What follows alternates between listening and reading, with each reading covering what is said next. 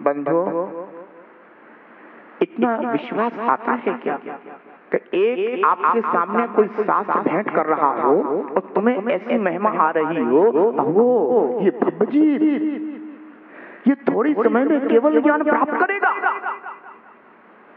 उस जीव को देख करके ऐसा अंतरंग में परिणाम उत्पन्न होता है क्या? ये महिमा नहीं जानी इसलिए परिणाम नहीं आता, केवल इतना आता है इन्हें सौभाग्य मिला है शास्त्र दान भेंट करने का।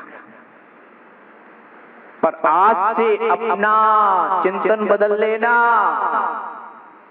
आज से अगर कोई भव्य जीव सत्पात्र को साधर्मी जन को शास्त्र भेंट कर रहा हो तो मन में अवधारित कर लेना, उसकी प्रशंसा करना, उसका गुणानुवाद करना और कहना धन्य है ये भव्य जीव, थोड़े ही समय में केवल ज्ञान को प्राप्त करने वाला है।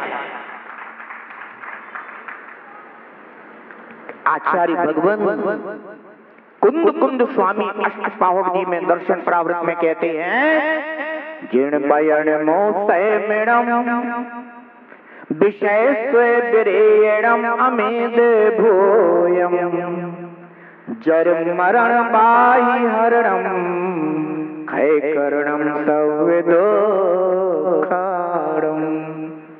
वो कहते हैं कि जिण बयण मोसय मिणम, जिण बयणम ओसहम इणम, जिनेंद्र भगवान के वचन औषधि है।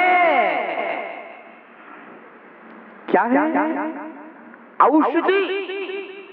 जैसे किसी जीव को अशाता कर्म के उदय से शरीर में कोई वेदना आदि हो जाती है, जीव के लिए अगर योग्य अनुकूल औषधि प्राप्त हो जाए तो उसके उस रोग का समाधान हो जाता है। अहो, इस संसार में जीव क्या चाहता है? इस संसार में सभी जीव औषधि चाहते हैं। चाहे अस्वस्थ हो और चाहे स्वस्थ हो, फिर भी सभी जीव औषधि की इच्छा कर रहे हैं।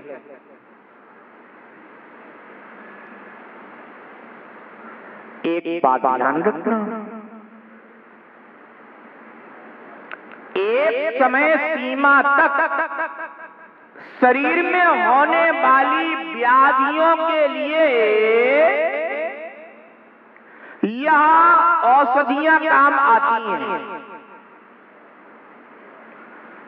फिर वह समय आ जाता है जब शरीर में व्याधि है पर औषधि काम नहीं करती, तो डॉक्टर कहते हैं कि अब इन्हें औषधि की जरूरत नहीं है, अब इन्हें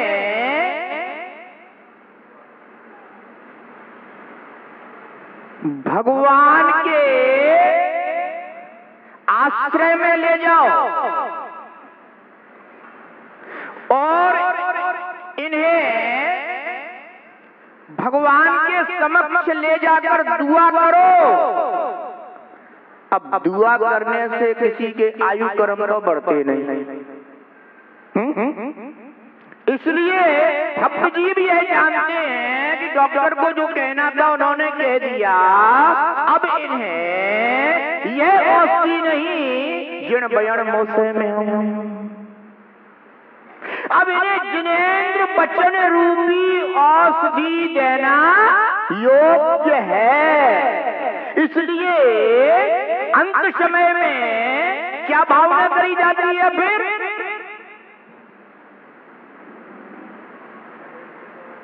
त्यागो आहार पानी औषध विचार अवसर, टूटे नियम न कोई दृढ़ता हृदय में लाऊं, दिन रात मेरे स्वामी मैं भावना ये भाव,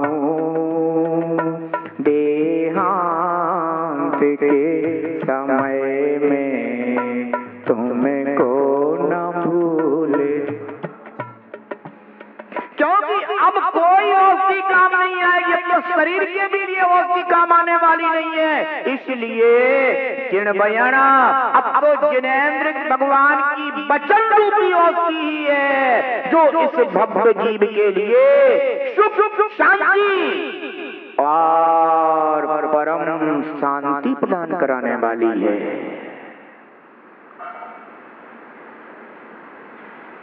इसलिए ध्यान रखना, केवल बाहर की औषधि पर ही दृष्टि मत रखना, जिन वचन रूपी औषधि का भी नित्य सेवन करना।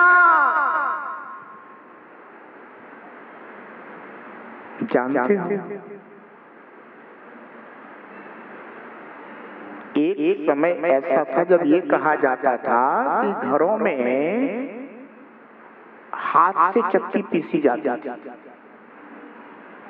और माताएं या जो भी चक्की पीसने वाले होते थे वे कुछ ना कुछ जिनेंद्र भगवान के भजन बोलते रहते थे उस समय। अब ये है तो पुद्गल बरगड़ाए, पर ये एक पुद्गल दूसरे पुद्गल के ऊपर अपना प्रभाव छोड़ता है। ये ऐसी योग्यता इन द्रव्यों में विद्यमान है। यही कारण है कि उस समय जो जिनेंद्र भगवान के भजन रूपी वचन बोले जाते थे, उसका प्रभाव उस खाटे पर आता था। जैसे मांत्रिक होते हैं ना, मंत्र पढ़ने वाले। अब मंत्र पढ़ने वाले क्या करते हैं, किसी को भूत प्रेत आदि की बाधा हो जाए तो वो कहीं से भी किसी ने राख उठा ली, किसी ने मिट्टी ही उठा ली, कुछ नहीं है तो, और मिट्टी को हाथ में रखा या जल हाथ में लिया, जल को हाथ में लेकर के और उसके ऊपर मंत्र फूंक दिया।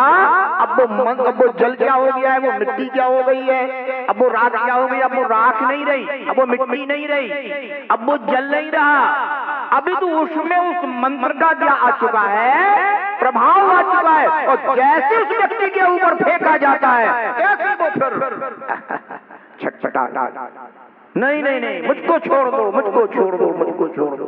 अरे मुझको छोड़ दो, तूने इसको कैसे पकड़ा, तू छोड़ इसको, मैं नहीं छोड़ूंगा। तो मैं बताता हूँ पर तू नहीं छोड़ेगा, तो अभी मैं छुड़ाता हूँ। फिर और एक और मत मरना, मत मरना, मत मरना, मेरे ऊपर ये मत डालना, आदि आदि बोलता है। बंधुओं ध्यान रखना, इन वचन बरगड़ाओं का ऐसा प्रभाव पर आ जाता है कि फिर वह तुच्छ वस्तु भी विशेष हो जाती है। ऐसे ये जिनेंद्र वचन अगर अंत समय में वह भव्य जीव सुनता है तो ध्यान रखना, जो कर्म जीव ने बांधे हैं उन कर्मों पर उसका प्रभाव जाता है। और जो जीव हो सकता है कि दुर्गति में जाने वाला था, वह प्रभाव उसका कैसा हो जाता है कि दुर्गति से उसका प्रबंध सुगति का हो जाता है। अंत समय में एक बात हमेशा ध्यान रखना, जो भव्य जीव जिन वचन को सुन करके जा रहा है वह नियम से सुगति में जा रहा है। कारण क्योंकि अंत समय में जिस जीव को सुगति की योग्यता है वही जीव जिन वचन सुनेगा, अन्यथा सुनेगा नहीं। कहेगा तुम नमो कर्म सुनाओगे, वो कहेगा काय भैया कुंडी लगी कि नहीं लगी। हाँ सत्य कह रहा हूं मैं। एक ही नगर में मेरे पास 2 समाधि के लिए व्यक्ति आए, एक ही नगर। एक सज्जन वो थे कि जो वैसे तो बहुत खराब बोलते थे, तो उनके पास ज्यादा लोग टिकते भी नहीं थे, पर जैसे मैं उनके पास खड़ा होता था, पहुंचता था, आज से करीब 16 वर्ष पहले की बात बता रहा हूं। मैं जैसे उनके पास पहुंचता था, खड़ा होता था, तो वो बिल्कुल सामान्य हो जाते थे। अब जो कहो ठीक वैसे ही करने के लिए तैयार हो जाते थे। बंधु, चातुर्मास हुआ था हमारा वहां, और पूरे 4 महीने माने चतुर्मास में बस उनकी व्यवस्था हम अपने बनाते रहते थे, करते रहते थे। उस समय हम लोग ज्यादा नहीं थे, मात्र 3 साधु थे। पर उन्होंने इतना अच्छा संबोधन ग्रहण किया और इतनी श्रद्धा व्यक्त की कि जब उनका अंत समय आया तो उन्होंने उनको अंत समय में निर्ग्रंथ दीक्षा दी मैंने, और बिल्कुल चेतन अवस्था में सब चीज का उन्होंने परित्याग कर दिया। और मैंने जो उनको एक संस्कार में देता रहता था कि जो मैं बोलता था वो उनसे बुलवाता था। तो अंत समय में वो खुद कहने लगे कि आप हमसे बुलवाओ। मैंने कहा ओ धन्य जी की अंतरंग की जागृति कि जो वो ये कह रहा है कि आप हमसे बुलवाइए। जो मैं बोल रहा हूं, जो संबोधन करता था, वो संबोधन उनसे बुलवाता था। जो पाठ कर नमोकार मंत्र आदि जो भी बोलता था वो उनसे बुलवाता था। और बंधु, उनकी देखते ही देखते 10 मिनट में कितनी बढ़िया जागृति पूर्वक उनकी समाधि संपन्न हुई। कुछ समय बाद नगर में एक सज्जन का और स्वास्थ्य खराब हुआ।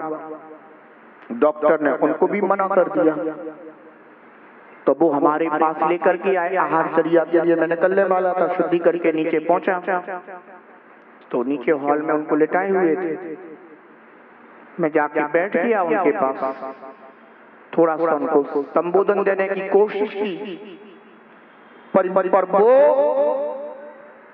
अपने परिवार के कभी बहू की ओर देखे,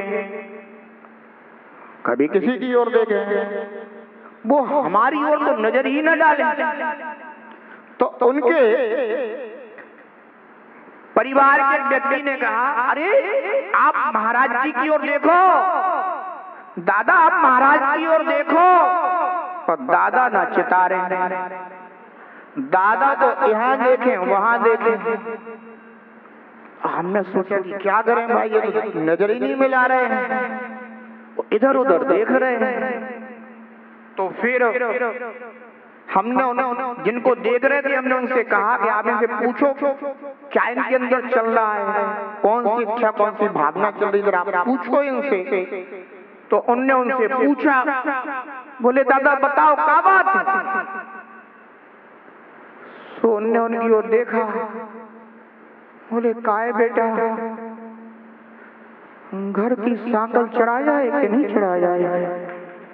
हमने कही जिन्हें तो सांकल की चिंता लग रही है, अभी इन्हें अभी अपनी चिंता बिल्कुल नहीं है, इसलिए हमारा तो आहार का टाइम हो गया है। हमने कहा तुम संभालो इन्हें, मैं अभी आहार करने जा रहा हूं। बंधुओं, भक्त जीव होगा जो अंत समय में पंच परमेष्ठी की शरण में अपने को देख करके आनंदित होगा, रोमांचित होगा, प्रफुल्लित होगा और कहेगा कि मुझे इधर उधर की बातें मत सुनाओ, ये रात के समय की बातें छोड़ो, अब तो मुझे अपने आत्महित की बात बताओ, या मुझे पंच परमेष्ठी मंत्र का स्मरण कराओ, नमोकार मंत्र का स्मरण कराओ। ध्यान रखना, ऐसा अगर कोई भव्य जीव है, समझ लेना कि यह जीव सुगति में जा रहा है। जिन बयान जिनेंद्र भगवान के वचन रूपी औषधि को प्राप्त हो रहा है और यह जीव स्वस्थ हो रहा है। ध्यान रखना, शरीर से कितनी भी अस्वस्थता बनी हो, पर अगर उसे पंच परमेष्ठी मंत्र में श्रद्धा आ रही है तो वह जीव अंतरंग से स्वस्थ होकर क्षमता भाव पूर्वक इस देह से विदाई ले रहा है। समझ गए ना? अरे भाई, तुम्हारा पूर्वजों का मकान था, बहुत जीर्ण शीर्ण हो गया, बहुत जीर्ण शीर्ण हो गया, ठीक है ना? ये विचार किया तो आप उस मकान में से दुखी होकर के निकलते हो कि प्रसन्नता पूर्वक निकल जाते हो? देख लिया कि अब तो जीर्ण शीर्ण हो गया है? तो अब जीर्ण शीर्ण हो गया तो अब कोई बात ही नहीं, अब दुख की क्या बात है उसमें? हाँ, वो बात एक अलग है कि अब तुमको इस बात का मोह लगे हमारे पूर्वजों का है, आज पूर्वजों की संपदा छोड़ के जा रहे, संपत्ति छोड़ के जा रहे हैं, तो ये तो मोह के परिणाम है। पर बंधुओं, मैं तो सिर्फ इतना बताना चाह रहा हूं कि धर्मात्मा जो जीव होता है वह ऐसे जीर्ण शीर्ण देह को छोड़ते हुए रंच मात्र भी विकल्प नहीं करता, क्योंकि वह जानता है कि अब इस जीर्ण शीर्ण शरीर में कुछ भी शेष नहीं है, इसे तो छोड़ना ही है। इसलिए वह पंच परमेष्ठी रूपी औषधि का पान कर अथवा इस धन संपदा को प्राप्त कर सोचता है कि आगे जाकर के किसी कॉलोनी में अच्छा मकान बनाऊंगा,